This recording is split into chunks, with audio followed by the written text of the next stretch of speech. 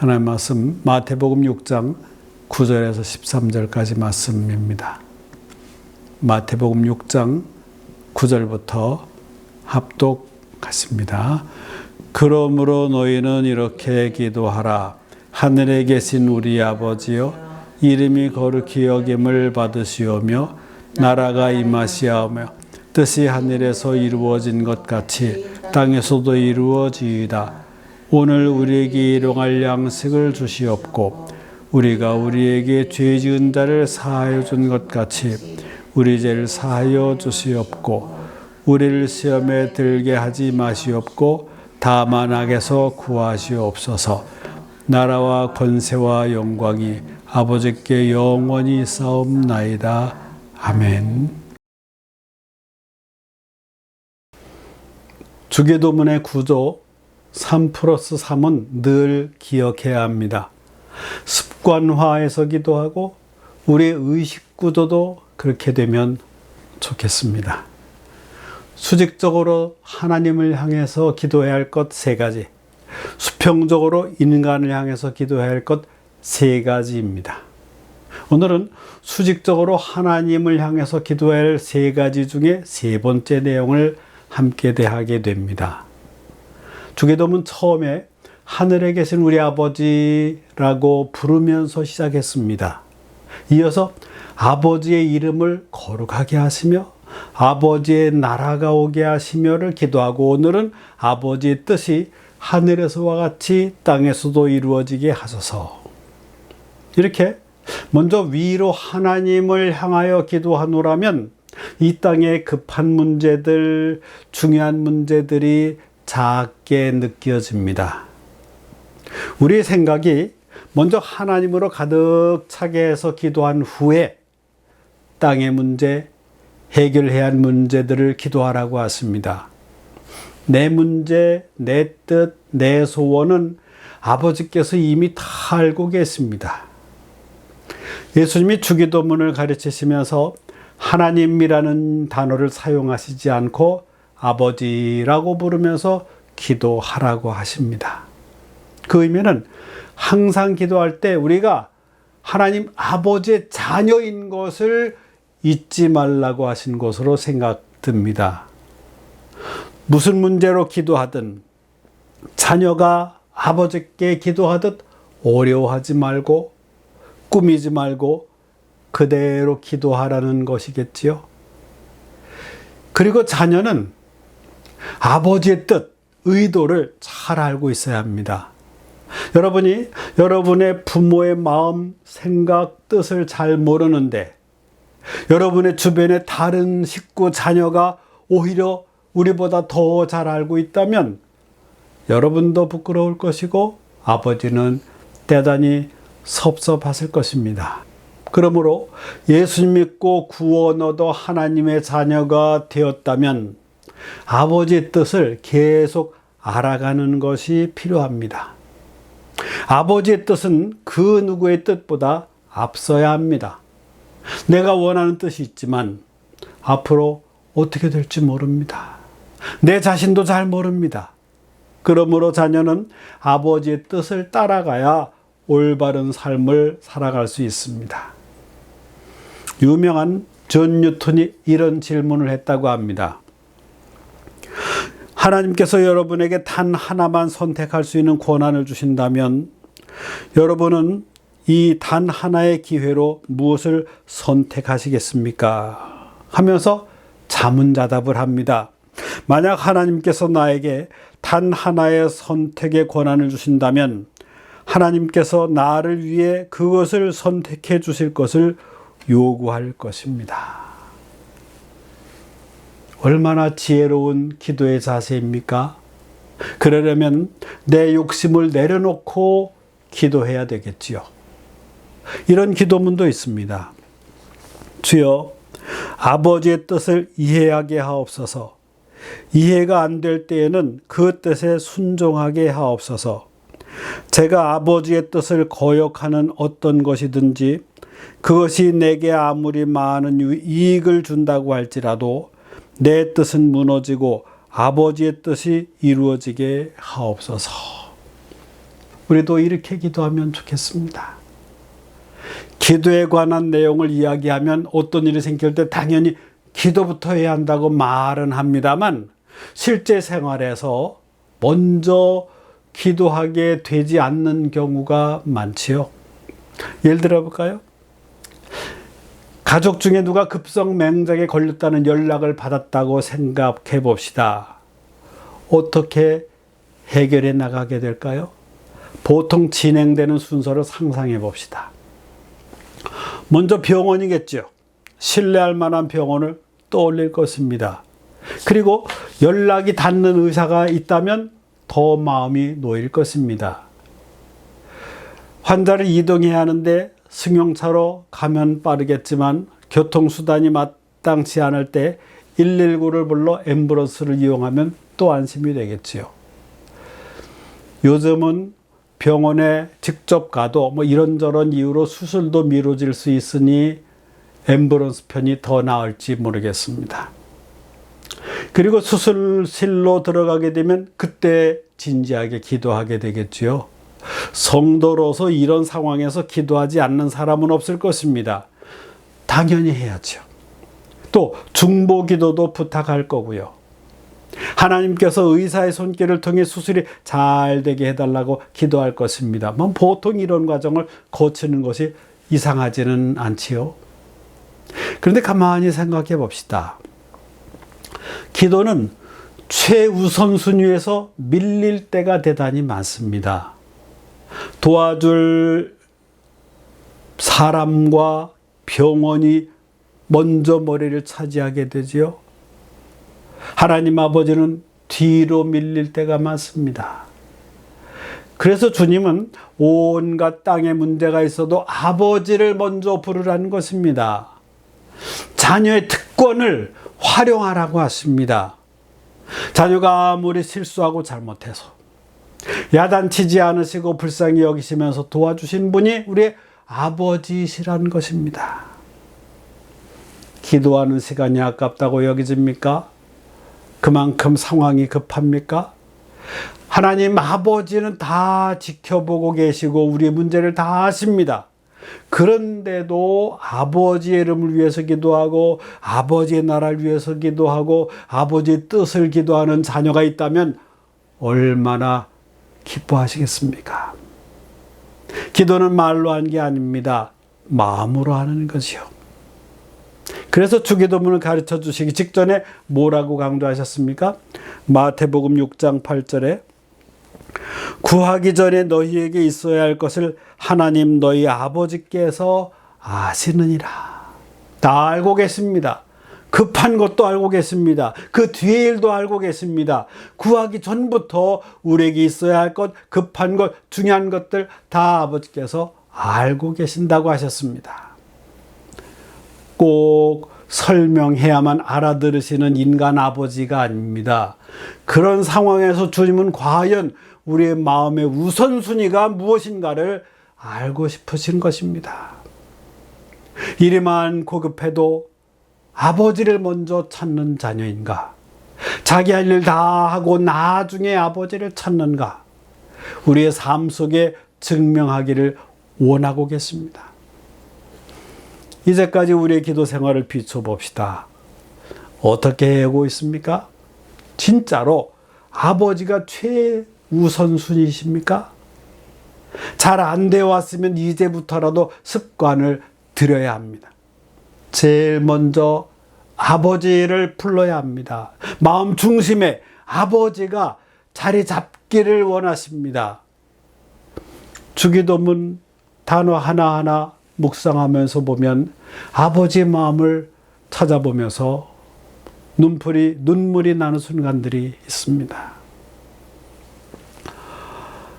제자들에게 다른 것만은 가르쳐 주지 않으셨지만 기도하는 법만은 직접 가르쳐 주신 내용, 주기도문을 소중히 여기는데 암송하듯 휙 지나가지 않는 게 좋을 것 같습니다.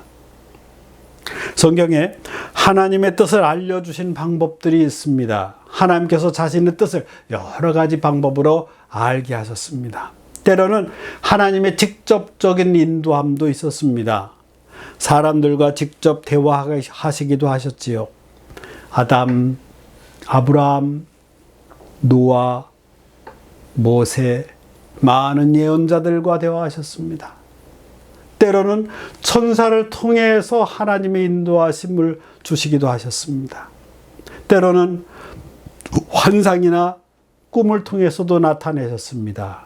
그런데 이 구약의 주로 이르는데 어느 특정한 사람들에게만 특별한 체험이 아니라 이제는 일반 성도들도 알 수 있게 알려주십니다.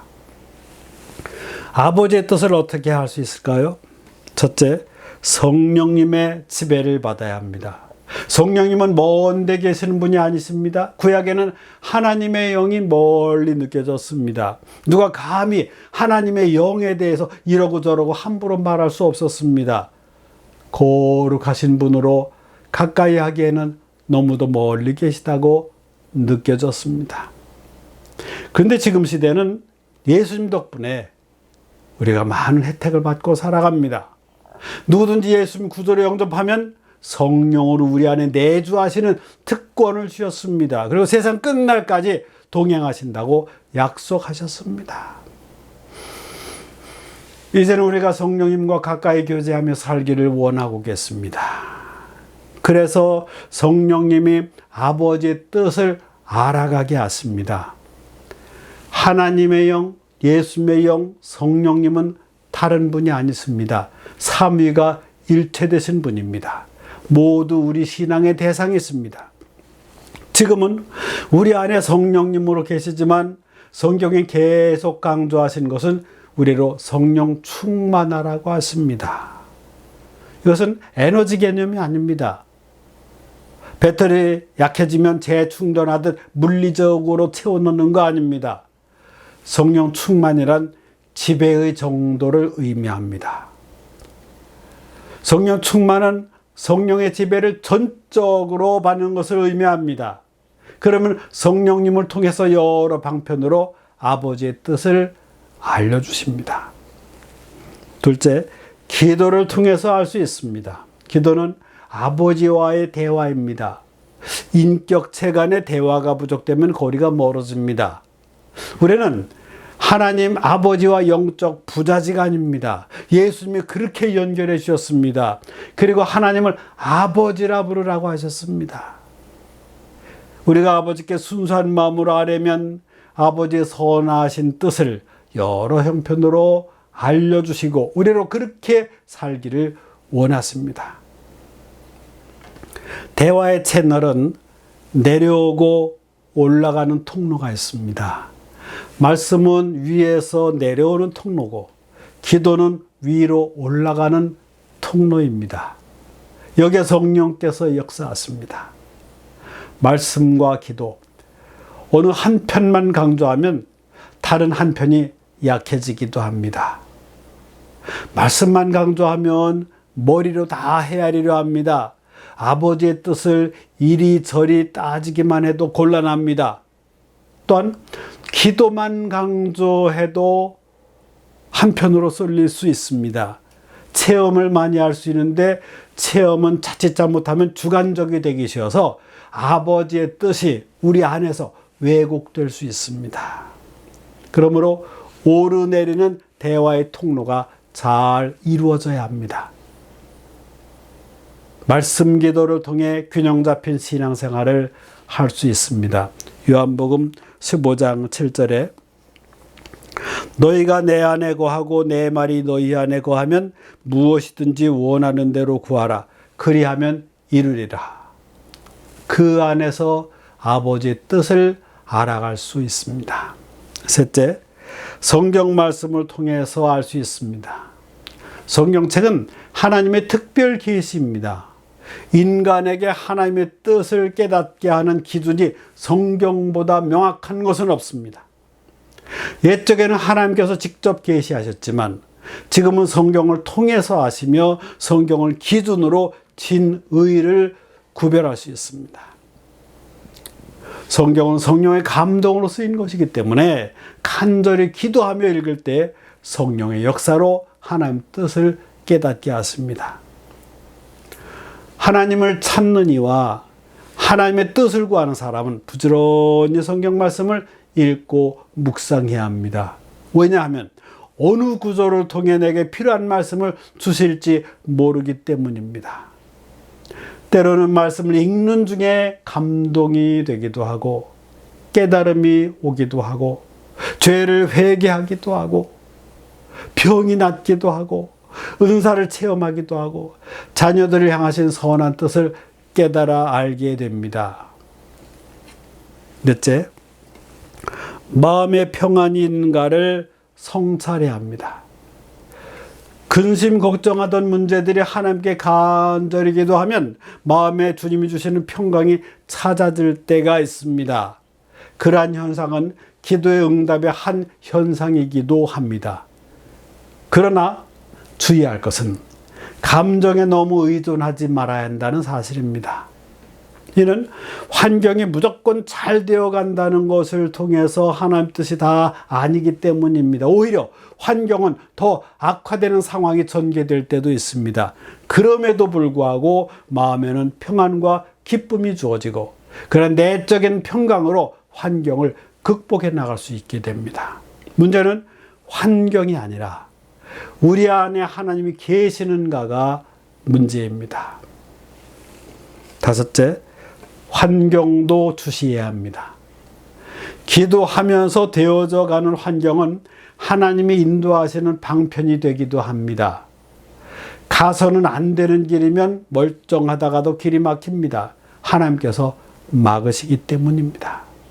그런데 어떤 경우는 막힌 길인데 기도하는 중에 열릴 때가 있습니다. 하나님께서 열어주시기 때문입니다. 그 모든 여건을 활용하시는 하나님이 있습니다. 그러므로 꼭 영적으로만 해석해야 되는 것은 아닙니다. 하나님의 세상 만물을 모두 도구로 활용하십니다. 믿음의 외인들 중에 F.B. 마이어 참 유명한 사람입니다. 하나님의 뜻을 깨닫는 비결을 아주 잘 정리해 놓았습니다.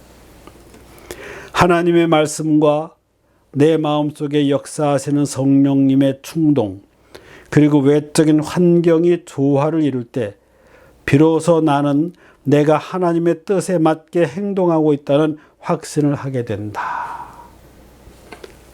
귀한 영적 통찰입니다. 여섯째, 아버지의 뜻이 최선임을 믿어야 합니다. 모든 그리스도인들이 부딪히는 문제는 어떻게 하나님의 뜻을 발견해 내느냐 하는 것입니다. 하나님은 우리 한 사람 한 사람을 위하여 삶의 청사진을 준비해 놓으셨습니다. 이 계획은 우리 각자의 개성이나 재능이나 욕구나 잠재력이나 이런 것들 환경에 따라 알맞게 수립되어 있습니다. 에베소서 2장 10절에 우리는 그가 만드신 바라 그리스도 예수 안에서 선한 일을 위하여 지으심을 받은 자니 이 일은 하나님이 전에 예비하사 우리로 그 가운데서 행하게 하려 하심이니라. 하나님의 뜻은 최선의 뜻입니다. 빌립보서 2장 13절에 너희 안에서 행하시는 이는 하나님이시니 자기의 기쁘신 뜻을 위하여 너희에게 소원을 두고 행하게 하시나니 그랬습니다. 하나님을 우리 중심에 모시면 하나님의 영이 우리로 소원을 두게 하시고 그의 기쁘신 뜻을 우리의 삶에 나타내게 하신다는 말씀입니다. 하나님은 모든 것을 창조하시고 인간 역사와 개개인의 삶 속에 들어오셔서 세밀한 하나님의 설계에 의해서 이끌어 가시는 분이십니다. 하나님은 성경을 통해서 우리에게 하나님의 뜻을 알고 순종하도록 요구하십니다. 로마서 12장 2절 너희는 이 세대를 본받지 말고 오직 마음을 새롭게 함으로 변화를 받아 하나님의 선하시고 기뻐하시고 온전하신 뜻이 무엇인지 분별하도록 하라. 이 말씀은 우리가 하나님의 뜻을 알 수 있고 하나님께서도 우리가 그것을 알기를 원하고 계신다는 뜻입니다. 우리 마음 같아서는 먼저 하나님의 뜻을 알려주시면 그 다음에 순종할 것인지 아닌지를 우리가 마음에 결정하기 원하지만 그런 마음은 하나님을 신뢰하지 않는다는 증거입니다. 대개 경우 우리는 하나님의 뜻을 몰라서 고민하는 것이 아니라 하나님의 뜻인 줄 알면서도 내 마음대로 살려고 하는 그 욕심 사이에서 고민이 생겨나는 경우가 많습니다. 자녀는 아버지의 뜻이 최선이요, 최우선임을 믿어야 합니다. 아버지의 뜻이 하늘에서와 같이 땅에서도 이루어지게 하소서. 여기서 땅은 지구의 온 땅, 전 세계를 의미합니다. 그러니까 나 자신에게서 아버지의 뜻이 실현되도록 시작할 것이지만 여기서 멈추지 말고 내 가정, 내 동네, 내 사회, 내 나라, 온 세계에 하나님의 뜻이 이루어지게 해달라고 기도해야 합니다. 하늘은 하나님 아버지가 계신 곳을 의미합니다. 하늘은 장소적인 의미가 아니라 하나님의 품은 뜻을 말합니다. 하늘과 땅을 포함한 이 우주 역사에는 하나님께서 품고 계신 뜻, 의도와 계획들이 있습니다. 마치 이것은 우주의 설계도와 같은 것입니다. 이 설계대로 하나하나 그대로 이루어지기를 바란다는 기도입니다. 우리는 아버지의 뜻을 이루는 도구로 부름받았습니다. 그러므로 우리가 원하는 대로 기도할 것이 아니라 아버지의 뜻을 따라 간구해야 합니다. 그러면 하나님 아버지가 기뻐하시는 기도가 됩니다. 주기도문을 더욱 음미하면서 아버지의 마음을 헤아리며 그 뜻대로 살아갈 수 있기를 바랍니다. 기도합니다. 주님께서 직접 가르쳐 주신 주기도문의 의미를 더욱 깨달아가게 하시니 감사합니다. 많이 대하면서도 소홀히 할 때가 많았는데 중요성을 덜 느꼈었는데 주님의 마음을 더욱 깨닫고 참으로 감사드립니다.